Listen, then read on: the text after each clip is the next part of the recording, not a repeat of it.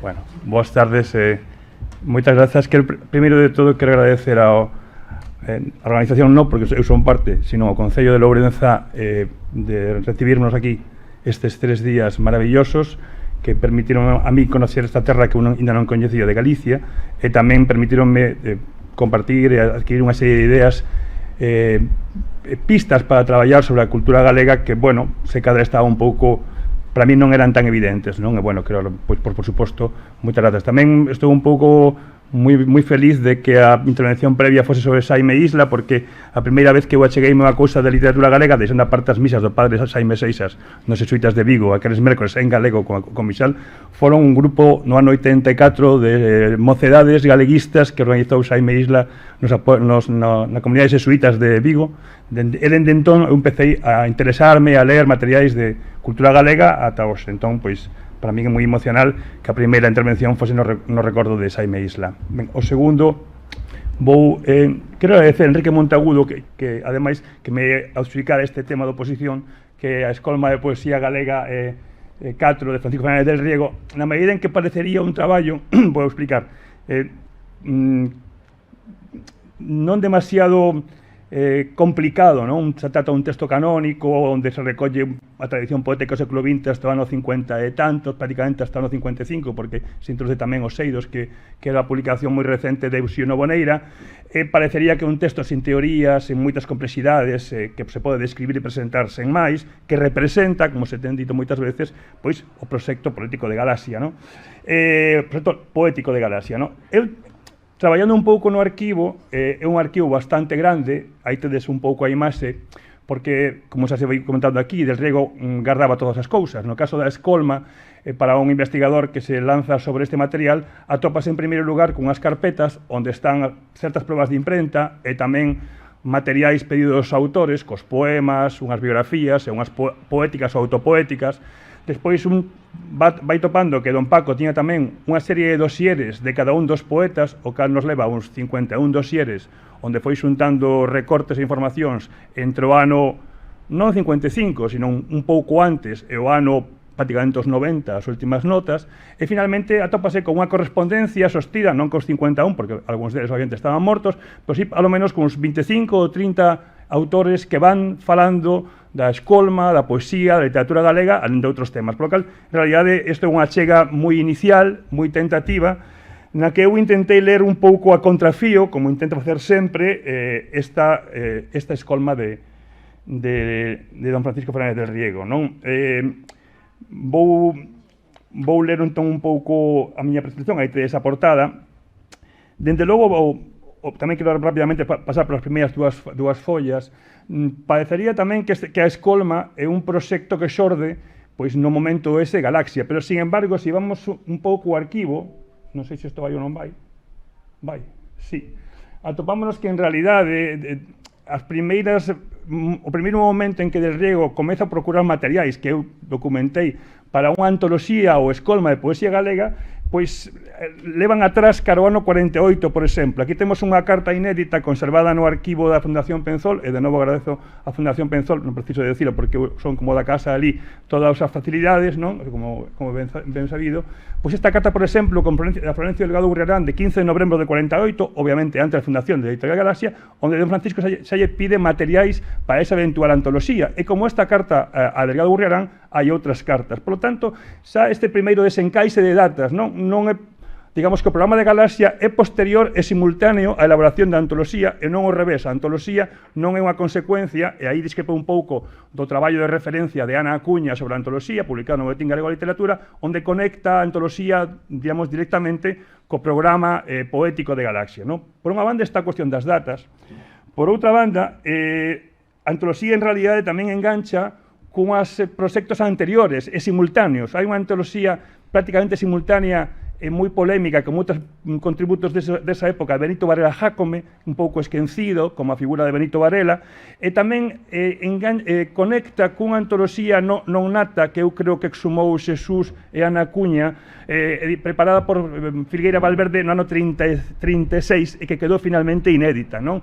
De feito, ao principio da carpeta da Escolma volume 4, hai 4 follas non asinadas, e nesas 4 follas as 2 primeiras teñen un plan para o proxecto da escolma que reproduce casi literalmente os 6 volumes da escolma de Filgueira, e un segundo proxecto de outras 2 páxinas non asinadas xa está traballando dentro dos 4 volumes finais, polo cal hai como certos estratos previos anteriores á fundación de Galaxia e que conectan a antoloxía coa tradición de antoloxías, incluso antoloxías non natas, que fan un pouco máis complexo esa conexión automática que a veces se fai entre o que é este texto clásico que para todos é unha referencia, o volume 4 da poesía da escolma de Del Riego de Álvarez Blázquez con a fundación de Galaxia. Entón, o segundo que quero decir, moi significativo, por exemplo, ¿no? Que a min, por exemplo, o volume que se suprime nesa versión final é un volume sexto dedicado á literatura popular. A literatura popular estaba no proxecto de Filgueira, está no primeiro bosquexo que se fai e que está guardado nas carpetas de Don Paco, pero por alguna razón cae a literatura popular. E iso pode ter que ver con certas tensións que están implícitas no proxecto da escolma que eu, de algún xeito, intentarei, pois, ao menos, esquematizar, porque, como xa digo, non teño completa seguridade sobre moitas cousas que estou aquí afirmando. Ben, dito isto, que a maneira eu que teño de saltar por riba, non? E poder ler un pouco por aí esta documentación inédita en Gadireina con máis calma, con máis vagar, nos parágrafos da publicación, vou empezar a falar un pouco da escolma.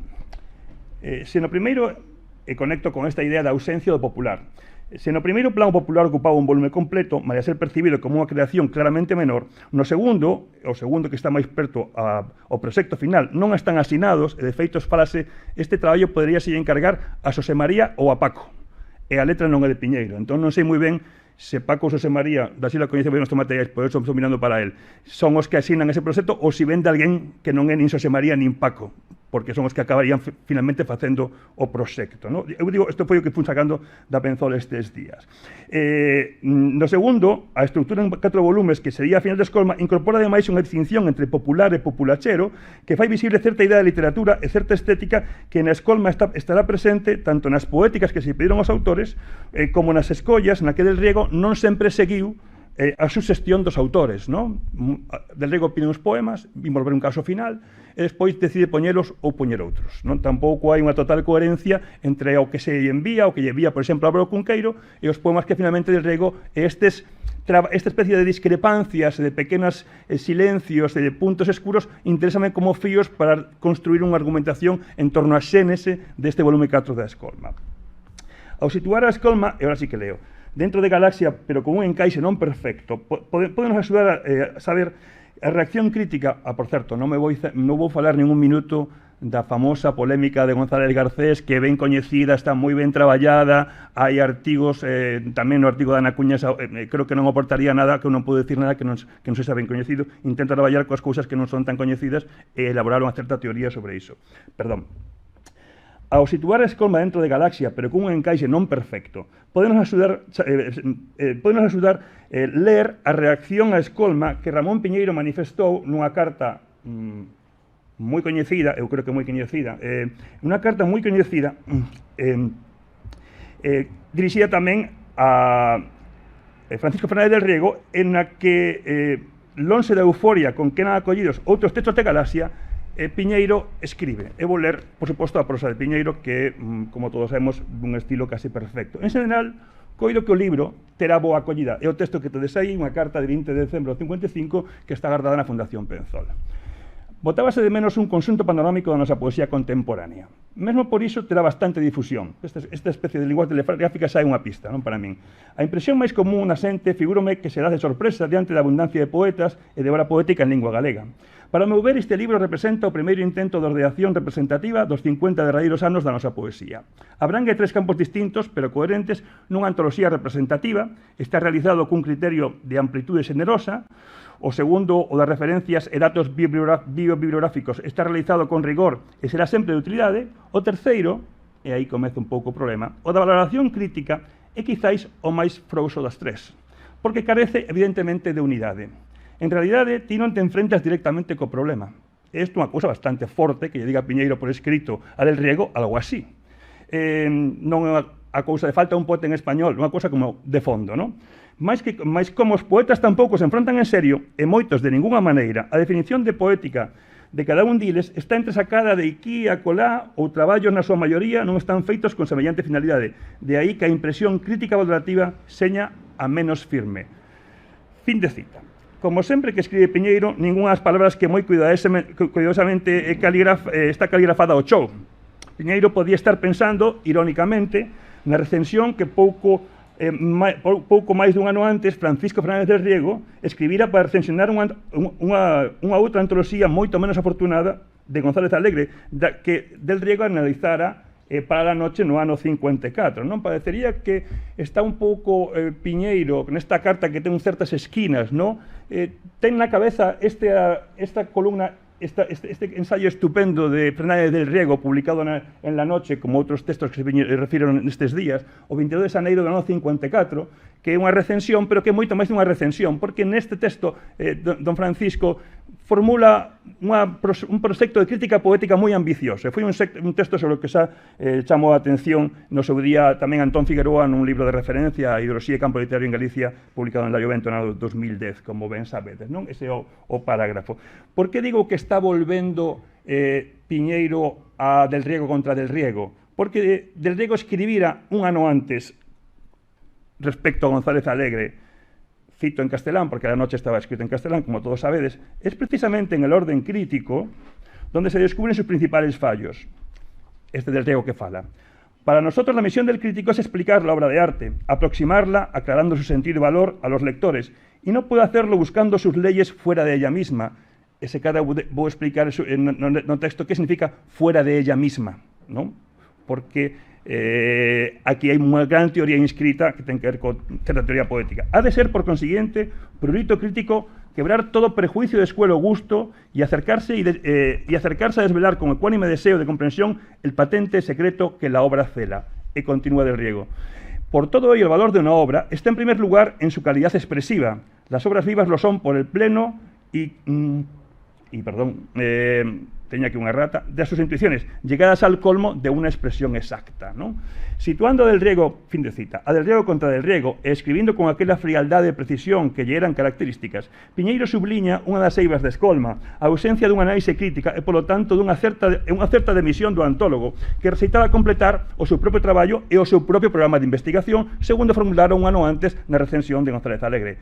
Pero que podía levar a alguén como Piñeiro, sempre tan mesurado, a facer unha crítica tan directa a quen era o seu amigo e máis estreito colaborador? Dende logo, o primeiro que hai que dicir é que Del Riego e Piñeiro, a pesar da súa proximidade, tiñan unha idea ben diferente do que era a literatura e do que debía ser a literatura galega. En certo senso, para Piñeiro, a literatura, a estética, a vida, debía estar subordinada a unha tarefa nacional, que de algún xeito está detrás da súa poética e do seu cano literario, descrito en varias pezas epistolares que son momentos centrais de nosa historia da literatura.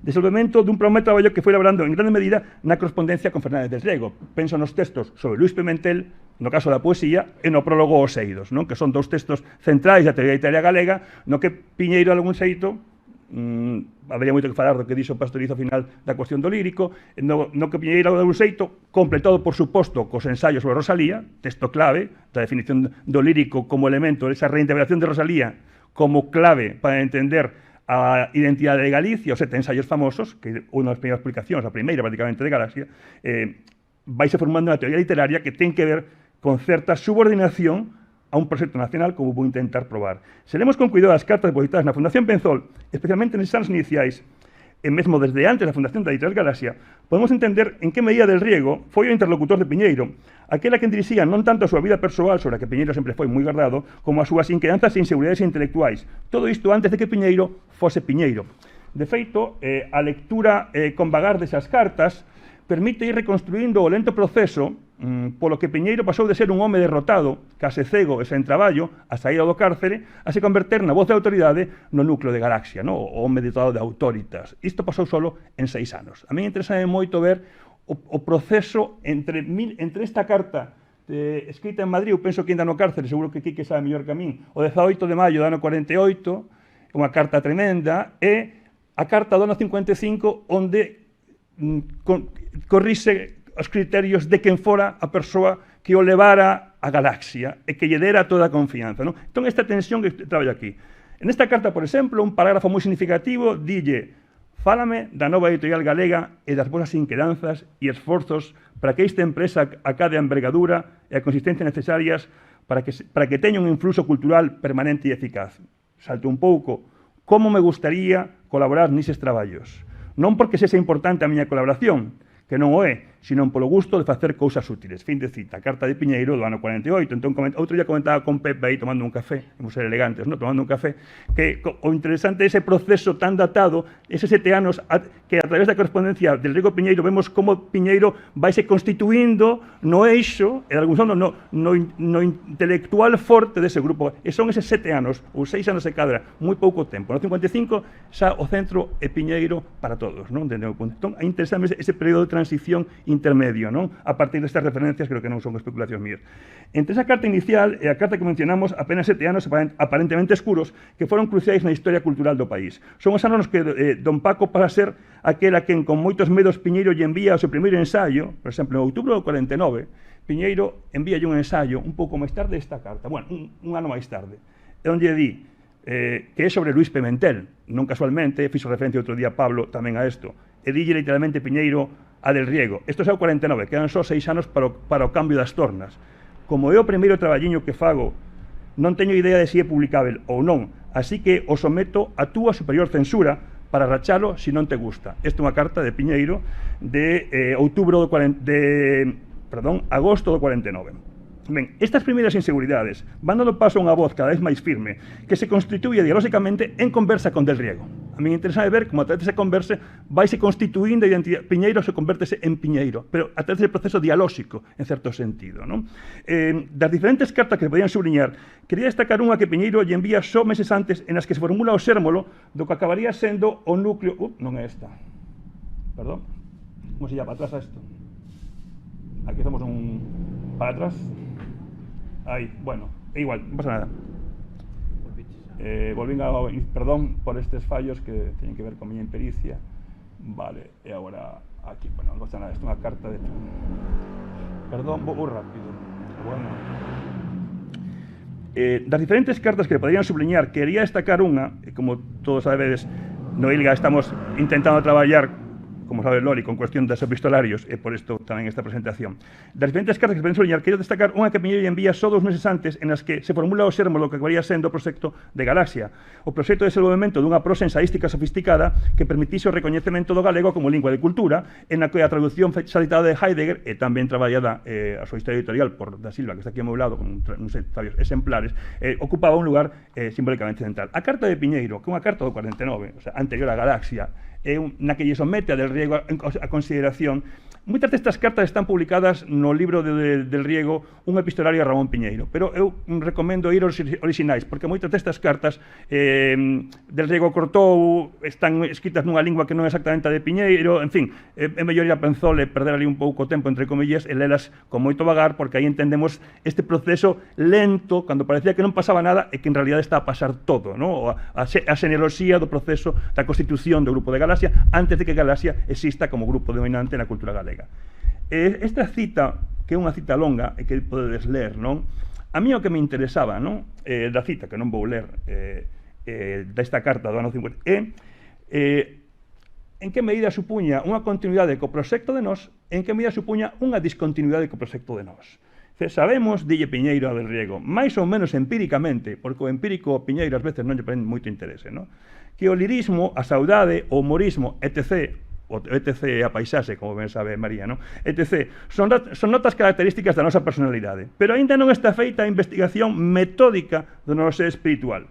Non é causa doada de facer, xa sei, sobre todo no noso caso, porque Galiza non plasmou en realizacións históricas o seu xenio nacional, nin refreou o seu espírito en creacións culturais de gran alento. Galiza non tivo vida histórica propia, nin actividade auténticamente cultural. A nosa alma redúxose ás humildes vivenzas da vida rural, conservándose exclusivamente na fala viva, na tradición oral dos nosos labregos.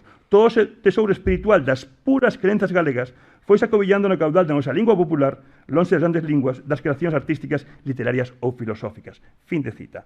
O interesante aquí, e iso que isto pode desenvolver un pouco no ensaio, é como que el retoma certas ideas forza que estaban xa, por exemplo, no texto de Risco do 28, sobre a literatura popular, e, en vez de lelas coa linguaxe do historicismo, vainas ler coa linguaxe da fenomenoloxía. Daí o concepto esencias puras. E implica tamén ese estatus secundario que todo estudo do histórico vai ter en Galacia en oposición a nós.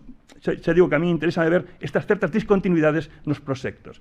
Falamos de paisaxe, pero xa non é a paisaxe do Otero, pero xa non é a paisaxe do Otero. En esa pequena diferencia está, desde o punto de vista estricto da historia intelectual, as palabras de Piñeiro supoñen o tempo unha continuidade e un xiro respecto ao programa cultural e estético a xeración nós. Da mesma maneira que as palabras fío, en realidad ideas forza, lirismo saudade, e non o menciona, pero paisaxe, son os trazos características da alma galega. A insistencia nas puras crenzas trae consigo a abrollar unha linguaxe fenomenolóxica que era casi completamente allea a xeración nós. Risco non é un fenomenólogo, Risco é un historicista, como de algún xeito Castelao de segunda man ou como todos eles, non? Piñeiro é un fenomenólogo, como vai ser tamén Celestino. Entón, son dúas linguaxes que vanse superpoñer, pero como se presenta como linguaxes non teóricas, hai que desfacer con moito xeito, non? Non é aquí o lugar para devolver cal foi a importancia este xiro lingüístico que supuso a sustitución de... Pero quero enfatizar como o proxecto de Piñeiro non era só asumir pasivamente unha herdanza, senón, sobre todo, redefinila a través dunha nova linguaxe e dun novo plan de traballo. Esta pequena exposición permite contrastar a distancia entre como Ramón Piñeiro subordina o traballo intelectual, e especialmente literario, a esa lóxica descripción do coñecemento do ser de Galicia e a teoría da literatura implícita e ás veces explícita nos ensaios de Don Francisco, como a breve pero significativa recensión creo que apunta e como se analiza en varias recensións máis en La Noche no traballo fundamental de Antón Figueroa, Ideoloxía e Autonomía no campo literario galego. Hai, polo tanto, certo desencaixe entre a teoría poética de Piñeiro, condensada no binomio Pimentel-Noboneira, nos anos 50, o sea, porque estamos hasta o seido, estamos falando antes dos 55, que pasou nos 62, eso ahora mismo non nos interesa tanto, non? Como xa vou bastante rápido, quédame nada, Como xa mencionou Pablo García Martínez, perdón, a idea de literatura e da poesía de Del Riego como dá conta, por exemplo, un caso significativo que é a subvaloración de Aquilino Iglesia, e María mencionou hoxe na súa análise da paisaxe, por exemplo, o interese que para el tiña, en xeral, o grande respeto que tiña don Francisco por Aquilino Iglesia Alvariño, autor que para Galaxia era unha certa incomodidade.